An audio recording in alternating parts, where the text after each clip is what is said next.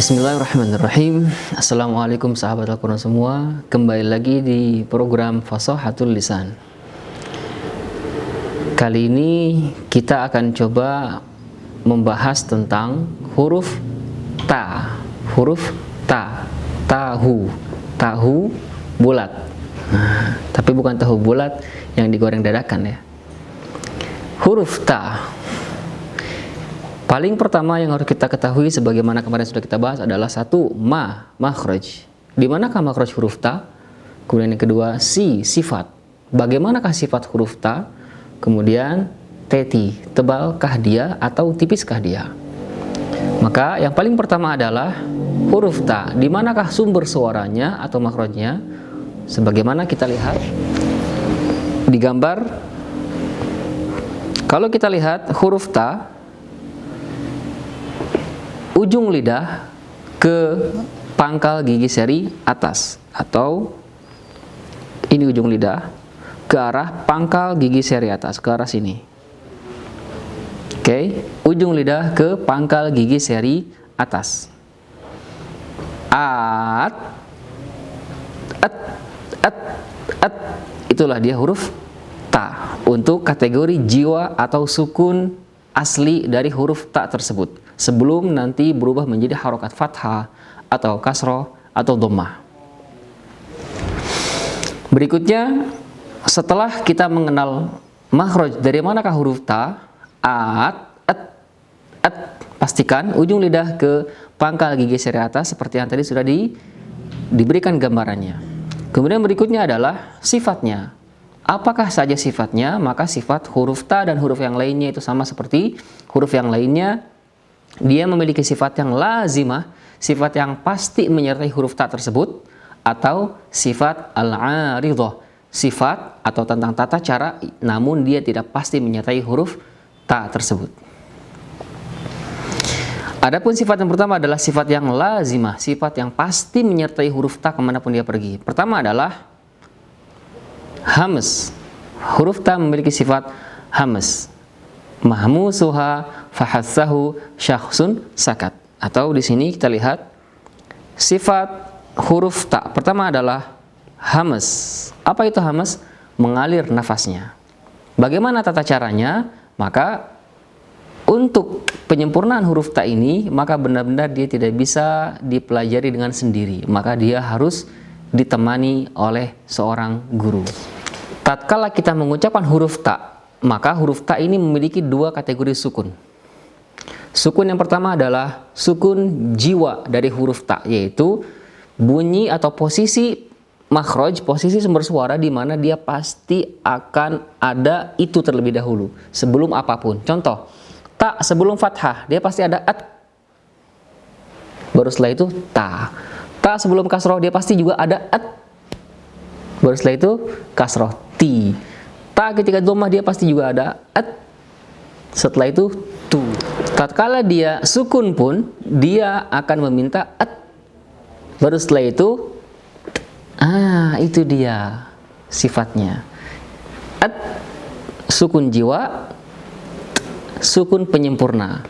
Karena ketika lepas dia berupa aliran nafas, atau kita lebih senang menyebutnya dengan percikan nafas, karena nanti untuk nafas ini ada dua kategori. Ada nafas yang sifatnya mengalir, ada nafas yang sifatnya percikan saja, yaitu untuk huruf ta dan juga untuk huruf kaf. At, at, at. Perhatikan tata cara pengucapan sukun tersebut agar kita benar-benar mutkin dalam pengucapan huruf ta, khususnya saat sukun. Dimana satu, perhatikan bunyi-bunyi kita sebut siluman. Kenapa dikatakan siluman? Karena itu sebenarnya tidak ada bunyi itu. Contoh, desis pada huruf ta. At, at, tidak.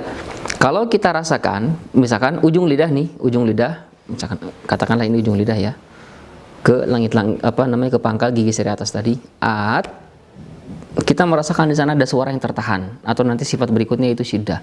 At, kemudian setelah itu lepas. Itu pasti akan ada nafas yang terpercik dengan kadar yang sangat-sangat minimalis gitu.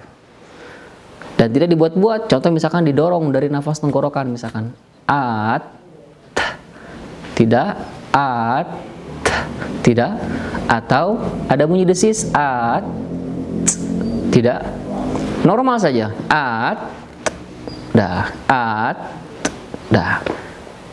Kemudian setelah itu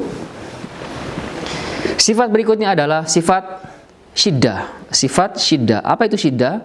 Syiddah itu adalah sifat di mana saat kita mengucapkan jiwa dari huruf ta itu tertahan suara. At, tertahan suara. Itulah syiddah. Di mana huruf-hurufnya selain ta itu ada ajid, qatin, bakat.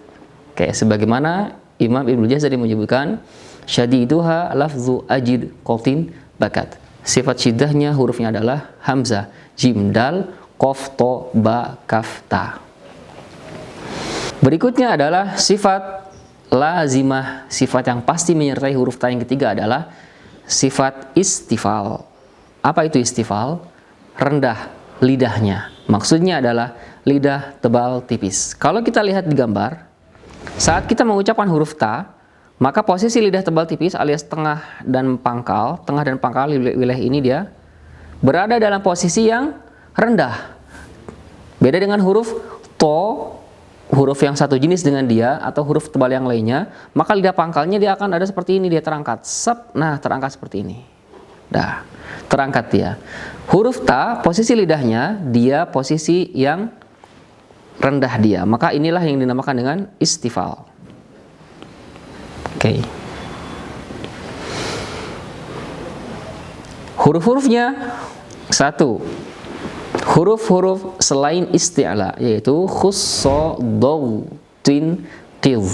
Khusso, dog, tin, qil. Kho, sod, bod, ghain, to, qaf, dha. Nah, dia adalah huruf istifal, huruf dengan posisi lidah yang tadi yang digambarkan itu lidah tipis dia. Kemudian berikutnya sifat yang keempat yaitu sifat infitah. Apa itu infitah? Infitah adalah terbuka. Apa yang terbuka? Aula tebal tipisnya terbuka. Kalau kita lihat di gambar, posisi huruf ta saat kita mengucapkan at. Kenapa at? Karena itulah jiwanya huruf ta. Kenapa bukan ta?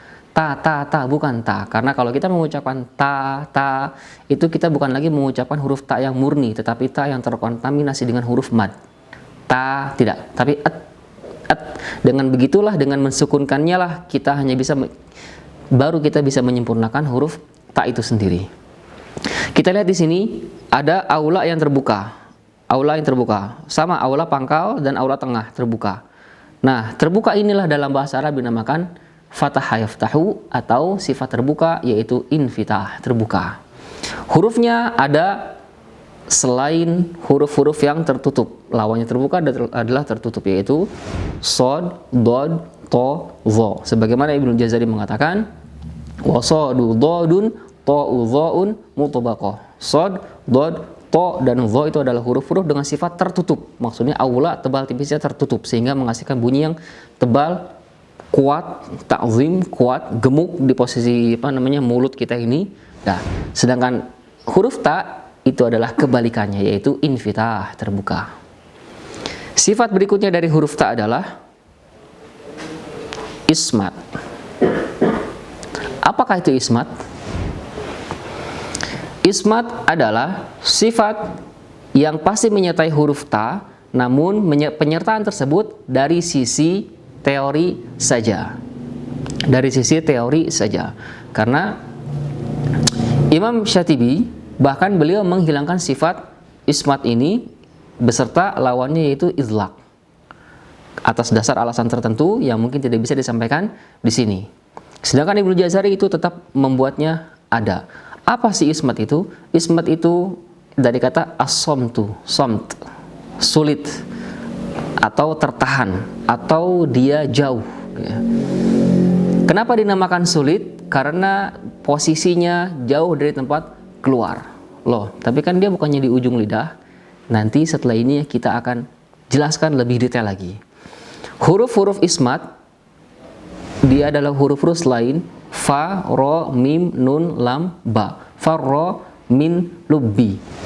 Huruf-huruf farro, min, lubbi itu adalah 3 huruf perwakilan dari ujung lidah, yaitu huruf ro, lam, dan juga nun. Kemudian 3 huruf lagi dari huruf kategori bibir, yaitu fa, ba, dan juga mim.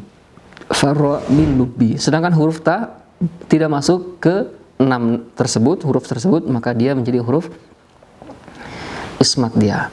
Alasan berikutnya adalah ismat dikatakan susah, kenapa? Terlebih dahulu kita harus mengenal lawannya ismat, yaitu idlaq. Idlaq itu adalah mudah. Hurufnya ada 6 tadi sudah, farra min lubbi. Artinya orang Arab atau bahkan mungkin kita sendiri dalam mengucapkan sebuah kata itu pasti kita akan memerlukan atau membutuhkan salah satu dari huruf idlaq yang 6 tadi. Contoh, kita mau bilang misalkan lemari. Lemari, di sana ada huruf lam, L, kemudian ada M, ada R. Ada L, M, R. Apalagi? Kita mau bilang misalkan meja. Ada M dalam kata meja tersebut. Apalagi misalkan laptop misalkan. Ada P atau F dalam bahasa Arab. Apalagi misalkan Quran. Ada ro, ada nun. Apalagi lampu. Ada L, ada M, ada F atau P ya, karena di Arab itu tidak ada P. Apalagi kira-kira mau sebut apa? Karpet, ada ro, R. Artinya idlaq itu adalah huruf-huruf yang membuat seseorang untuk mengucapkan kata itu menjadi lebih mudah. Nah, itulah dinamakan huruf idlaq. Oke. Muhammad ada mim. Ahmad ada mim. Tiga suku kata misalkan. Karena kalau 2 suku kata itu masih tergolong masih kategori mudah. Contoh misalkan Zaid atau misalkan Ujang masih ada nun tuh. Dan seterusnya lah. Karena anak sendiri pun sebagian besar ketika meneliti setiap kata itu rata-rata setiap kata itu memerlukan atau membutuhkan atau ada padanya itu huruf-huruf idlaq untuk memudahkan kata tersebut keluar. Itulah definisi kedua tentang ismat dan idlaq. Sedangkan ismat itu adalah selain huruf yang farra min lubbi tadi tergolong kategori huruf-huruf yang sulit. Maka untuk bisa terucap sebuah kata dengan mudah, maka setiap huruf yang sulit itu nanti harus dibarengi dengan huruf-huruf yang mudah agar kata itu bisa terucap dengan mudah. Ini tentang sifat huruf. Berikutnya adalah praktek fasahatul lisan.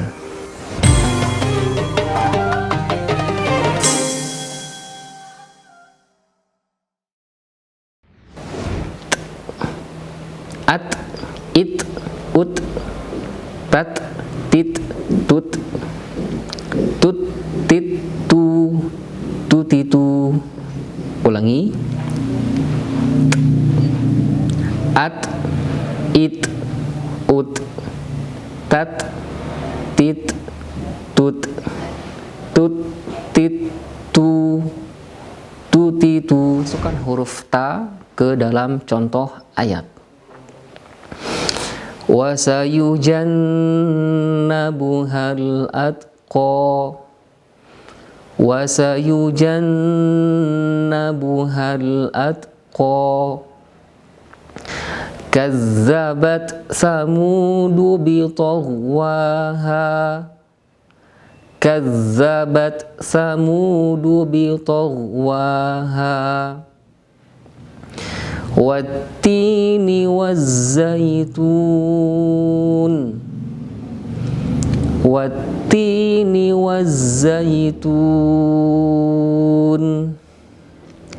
Tatba'uha ar-radifah. Tatba'uha ar-radifah.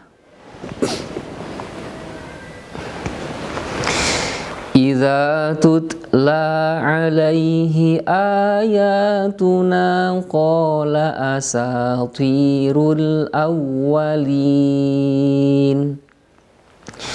Idza tutla alaihi ayatuna qala asatirul awwalin. Inna sa'yakum lasyatta. Inna sa'yakum lasyatta. Wa alqat ma fiha wa takhallat. Wa alqat ma fiha wa takhallat. Falyabudu rabba hadzal bait. Falyabudu rabba hadzal bait. Demikian huruf ta beserta peta, bab makhrajnya, sifatnya, tebal, tipisnya.